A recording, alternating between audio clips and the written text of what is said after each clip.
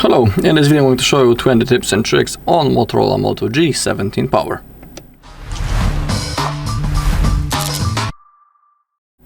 Okay, we can begin with turning off the adaptive brightness. I mean, it's up to you, do you want to use that feature? In my case, for me, it's pretty annoying, so let me show you where you can turn it off or turn it on. Maybe you like the feature. Open up the settings, go to display, and in here we have the adaptive brightness. In my case, I'm going to keep it turned off because I get pretty annoyed when the brightness level gets adjusted without my permission. So that's where you can turn it off, just like I did. But if you want to have the adaptive brightness turned on, it's up to you. Go ahead, you can turn it on right in here. Down below, as we keep scrolling down, we have the screen timeout. In here, you can select the amount of minutes or seconds.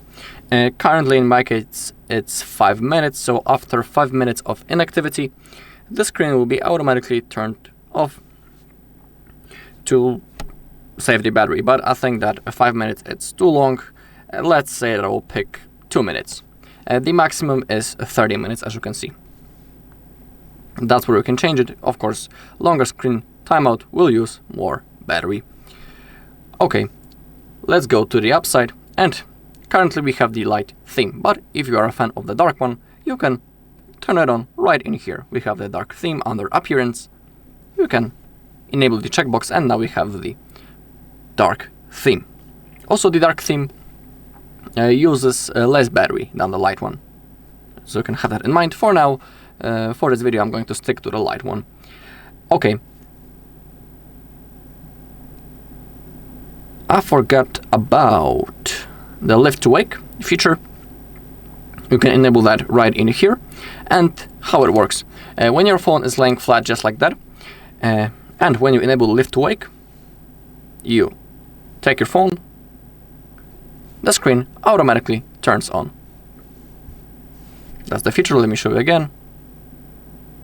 I didn't click anything. The screen automatically turned on. Pretty useful thing.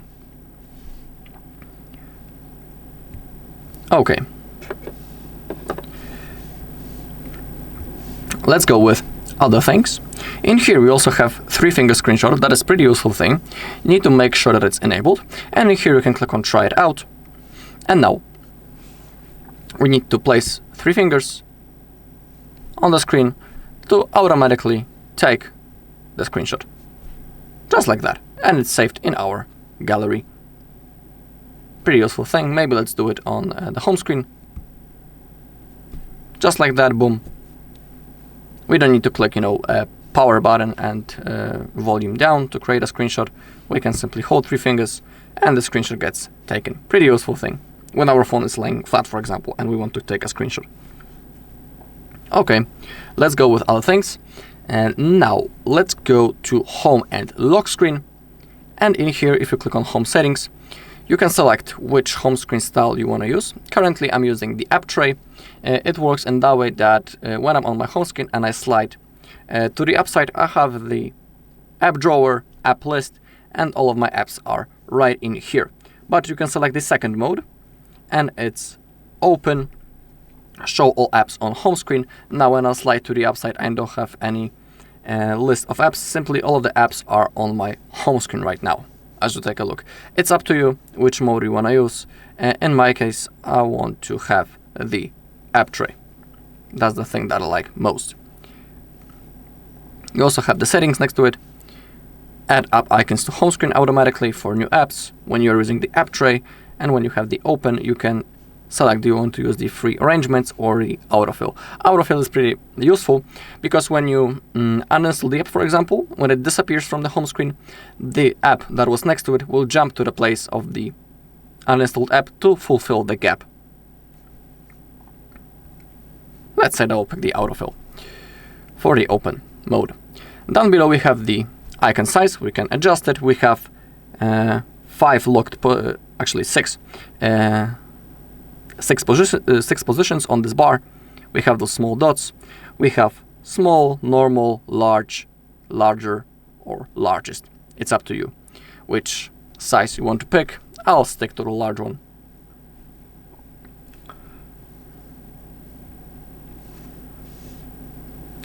Okay, let's get back though, and in here, if you go to gestures, you can select your navigation mode.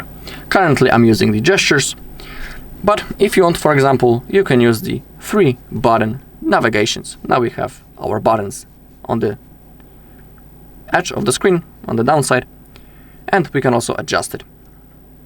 We can change the button order, just like that. And we also have hold home for our Google Assistant. Just like that, as you can see, our Google Assistant has now launched. So that's a pretty cool shortcut. When you click on the settings button of the gesture navigation, you can select the sensitivity for the left edge and for the right edge. And you can enable, do you want to, you can pick, do you want to hide the navigation bar or to show it all the time. It is up to you. Okay, now let's go to sidebar. Let's enable that. Click on try it out. Now in here, a small bar has appeared on the edge. We need to slide from the edge to the middle. And now we can drag the handle to move the sidebar.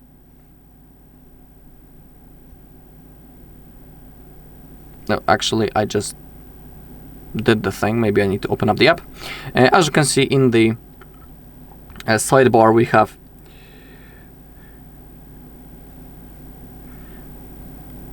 certain apps. If you click on the settings button, you can customize your sidebar. You can delete the apps from it or add new ones from that list. Sidebar is a pretty useful thing because we can keep our most necessary apps in one place. Just like that. Let's say that I want to quickly count something, so I can launch the calculator thanks to the sidebar. I can quickly do my stuff and then close it up. Okay, now we have jump to lock screen. When display is slipping, double tap to jump to the lock screen. You can enable that, and it works in that way that when your screen is turned off, you just need to double tap to wake the screen, and you can, for example, check the notifications, or you can quickly check the hour. And same thing when your screen is turned on, but you'll have to go back and enable put display to sleep. Now when you will double tap on the free space of the screen will be turned off. I should take a look. So that's the thing, that's the feature. Okay, I have shown you the 3-finger screenshot. We have also the double press the power key, and we can select the action. Unfortunately, we only have one, and we can launch the camera. You can, of course, pick that nothing will happen, but I'll stick to launching the camera. Now, when I will double click the power button, the camera app, not the app, the camera simply turns on, and I can quickly take the photos. That's pretty cool and useful shortcut. Let me show you again. You have your power button, double click it real quick, and now we are ready to take the photos, for example. So that's the shortcut. Okay. Now we have under kinetic gestures, we have the quick capture. That's also a pretty cool gesture. Twist your wrist twice quickly to open the camera. We can click on try it out. Now you need to hold your phone in your hand, and now we need to simply twist it just like that. And as you take a look, the camera app launched immediately. Let me show you again. The camera app launches. Okay, we also have the fast flashlight. We can enable that. And now we need to perform the chopping move, just like that. And the camera, not the camera, the flashlight turns on. If you'll repeat, it will be turned off. Pretty useful thing. For example, during the rain, when the whole screen is, wet, I think that I need to tell you that using the smartphone when the screen is wet during the rain is almost impossible. But let's say that we need light in that rain, so that's the moment when we can, perform the chopping move, and the flashlight turns on automatically. Okay, we have the lift to unlock. But if you want to use that feature, you need to add your face unlock. It will work in that way that if you lift up the phone, then you look on the screen, the phone will be automatically unlocked. So that's also the thing that you can enable. We have pickup to silence also. Silence the ringer during an incoming call by lifting up the phone. We can click on try it out.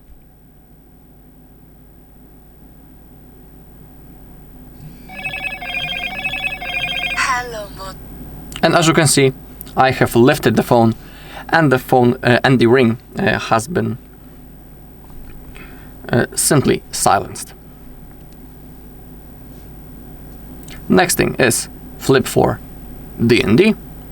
Block notifications for calls and messages by turning your phone face down. You'll still hear alarms in do not disturb mode. We can enable that. So now to enable the DND, simply rotate your phone like that, place it. The phone also vibrated. I don't know, did you hear that? But now the DND mode is enabled.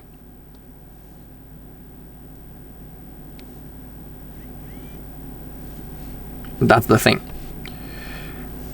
Okay, now let me show you where you can enable the overcharge protection for your battery. Open up the settings, go to battery, not the storage, the battery, and in here you have overcharge protection. Worth enabling. To keep your battery healthy, charging will be limited to 80% once a week. Your battery will charge to 100% to keep it calibrated. You can click on see how it works. Overcharging shortens the lifespan of your battery over time. Prevent overcharging by limiting your battery to 80%. It's up to you, do you want to use that feature? But I'm just letting you know where you can find it. For some people it may be useful. Now, let me show you where you can create a backup of your data. That's the thing that I always do on my every device. Go to System, go to Backup, and when it comes to Motorola devices, we can create a backup using Google One. So our backup will be safely stored in the cloud of our Google account.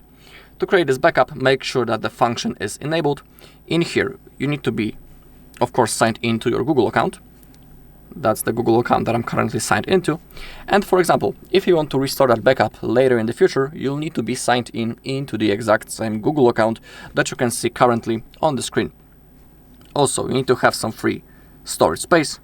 In my case, only 25% is used currently, so I have a lot of space left. And in here we have the backup details, so we can copy apps, photos and videos, SMS and MMS messages, call history, device settings, and Google account data. If the feature is enabled right in here, to create a backup, simply hit this blue button. The whole process will begin. Under the backup word, a bar has appeared, as you take a look, and it will slowly fulfill. Basically, when it disappears, it means that our backup has been successfully created.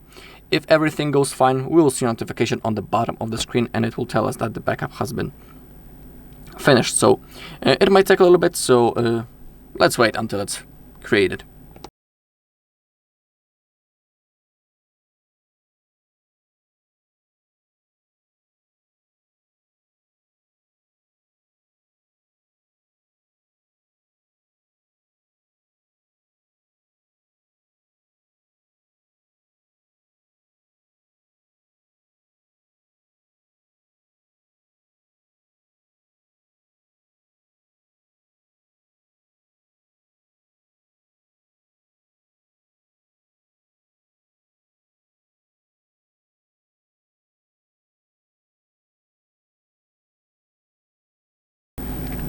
Okay, my data is backed.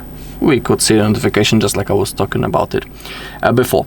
And as a last thing, let me show you where you can see, do you have some updates available. Go to System and Updates, also in the settings of course. I highly recommend to enable the smart updates. Updates are downloaded and installed automatically when you're connected to Wi-Fi, pretty useful thing, worth enabling. But if you want to manually check, is there an update available to download, click on check for updates. It will scan. In my case, it says that I'm using the latest software, so I don't need to download anything. But in your case, if you'll have the update possible, you should download it ASAP. Alright, and that's all in this video. Thank you all for watching. If you found this video helpful, please leave a like, comment, and subscribe.